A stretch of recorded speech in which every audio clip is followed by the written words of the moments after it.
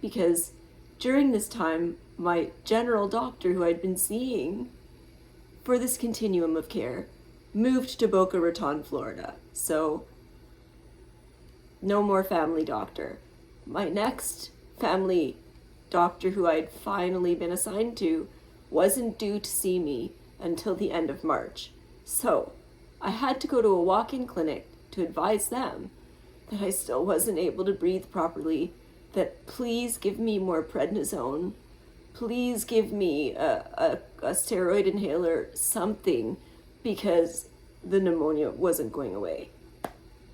At that time, he gave me a 7 or 10 day course of clarithromycin, which is the absolute demon of antibiotics, and I couldn't take it due to the side effects. So I was frustrated and without any other help or recourse.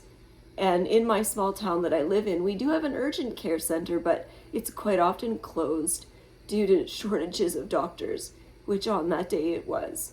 So I had to go to my local emergency department, where I spent 12 hours waiting for a repeat x-ray of the chest, and I left with another diagnosis of pneumonia and antibiotics. This time, fluoxetine or something like that.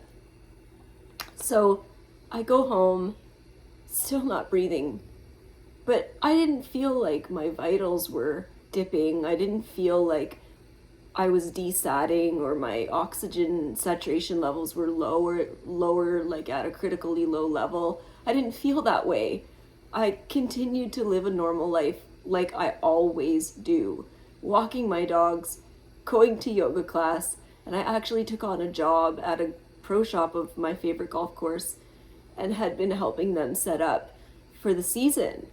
And in between time, my doctor who moved to Boca Raton, she did one thing that really ended up being the game changer, and that was that she had ordered me an urgent CT of my chest, just to rule out those little bad thoughts in the back of your mind when you've had a previous malignancy. So I left the ER, took the antibiotics, once again didn't feel any better after the end of the course, did not receive the inhaled steroids I begged for, don't know why, but knew my CT was coming up. So I went for my CT scan, and my GI doctor, my GI specialist for my Crohn's, God bless his soul, who goes above and beyond and outside of the scope of his practice for me all the time, and without him I wouldn't even be here.